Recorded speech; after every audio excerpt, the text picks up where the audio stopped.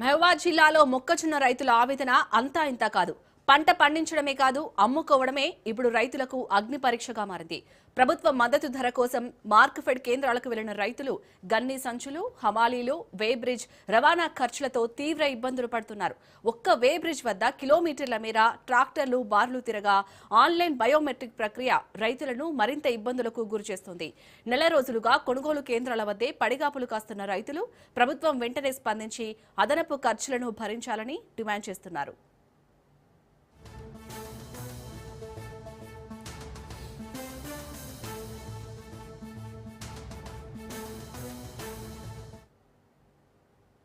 రైతులు ఆరుగాలం కష్టపడి పండించిన పంటను తీరా అమ్ముకునే సమయంలో అష్టకష్టాలు పడుతున్నారు.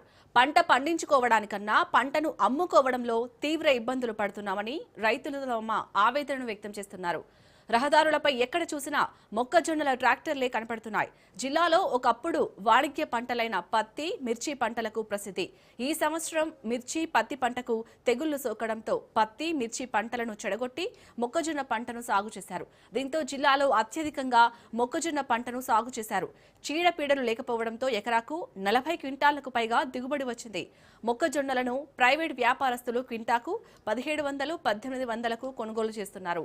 ప్రభుత్వ మద్దతు ధర క్వింటాకు 2400 చొప్పున మార్కెఫెడ్ కొనుగోలు చేస్తుండటంతో రైతులంతా మార్కెఫెడ్ కొనుగోలు కేంద్రాల్లో మొక్కజొన్నలను అమ్ముకునేందుకు రాసులు పోసుకున్నారు.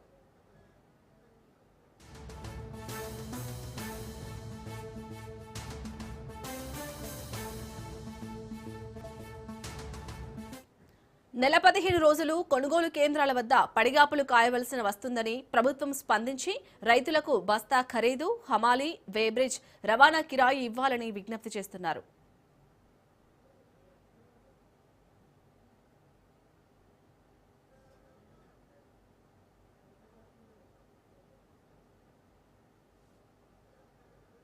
ఇప్పటి నుంచి సీరియల్ ప్రకారం మ్యాచింగ్ రాలేదు, మ్యాచర్ వస్తలేదు, నీట్నెస్ లేదు అనేది తిప్పిళ్ళు తర్వాత లాస్ట్కి ఎవరికి ఇచ్చిందో ఏం తెలియదు. 3000 బస్సులు ఎవరికి ఇచ్చిందో తెలియదు, అయిపోయింది. మీరే బస్సులు కొనుక్కోవాలి, మీరే చేసి అన్నాను. అమ్మాలలో ఒక్కొక్క కింటకు 75 రూపాయల చొప్పున తీసుకున్నారు. మళ్ళీ లారీలు రమ్మంటే లారీలు వస్తలేదు, మీరు ట్రాక్టర్ తెచ్చుకోండి, ట్రాక్టర్తో వేసుకోండి అంటారు. మళ్ళీ అమ్మాలో లేట్ చేస్తారని కొందరు రైతులు వేసుకుంటారు, కొందరు ట్రాక్టర్ కిరాయి తీసుకుంటారు, చాలా ఇబ్బంది పడతారు.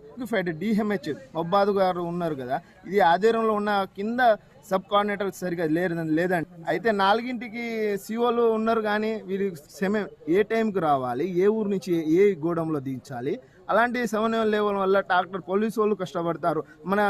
ఇంకొకటి మనకు థ్యాంక్స్ చెప్పుకోవాల్సింది ఒక కలెక్టర్ గారు అండి, సబ్జీమాల్ చాలా గొప్పగా చేస్తాను. ఎందుకంటే SI, CIలకు మంచి గైడ్లైన్స్ ఇచ్చేసి వాళ్ళు చేస్తారు, కానీ కింద DMH వాళ్ళు సరిగా పట్టించుకుంటారు లేరు. ఎందుకంటే అమ్మాలో ఎక్కడ సెట్ అవుతుంది, ఎక్కడ సెట్ అయితే లేదు, ఎక్కడ వాళ్ళను సెట్ కావాలి, ఏ ఊర్లోనూ ఏ విధంగా దింపాలో వాళ్ళకు తెలుస్తలేదు.